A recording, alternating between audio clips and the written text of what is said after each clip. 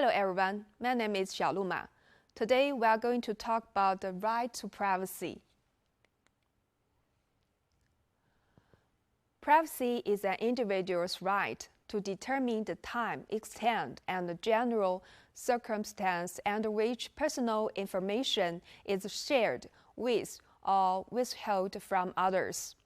This information consists of one's attitudes, beliefs, behaviors, opinions, and records. The U.S. government enacted the Privacy Act of 1974 to control potential infringement of privacy related to information collected by the government or held in federal agencies' records. And the Act has four important provisions for the researcher. There is a term that we need to know: individually intelligible health information. What is the meaning of the term? IIHI is information that is a subset of health information, including demographic information collected from an individual. IIHI is created or received by health care provider, health plan, or health cleaner house.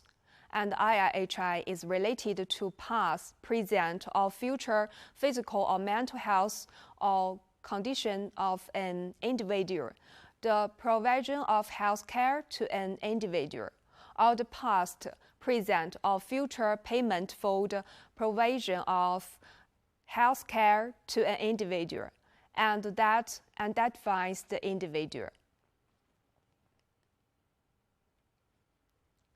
What measures can be taken to protect the right to privacy?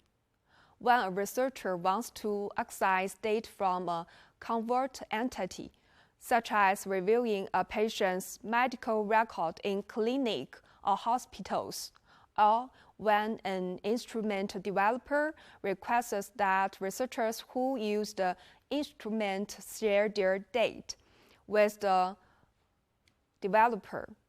The identification consists of removing some items from patients' records before they are released to other agents or to researchers. By the identification, researchers can protect the privacy of the research subject. With the use of electronic health records, data about patients are being generated at each health encounter. In addition, large studies may produce data that could be reused to answer other research questions. Secondary data analysis is data analysis that reuse data collected for a previous study or for other purposes, such as data in clinical or administrative databases.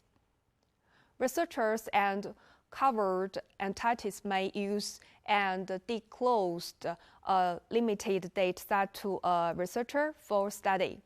Without an individual subject's authorization or an IRB waiver, the data use agreement limits how the data set may be used and how it will be protected, including identification of the researcher who is permitted to use data set.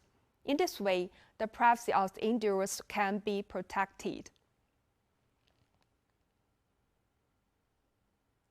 The article by Rigo et al.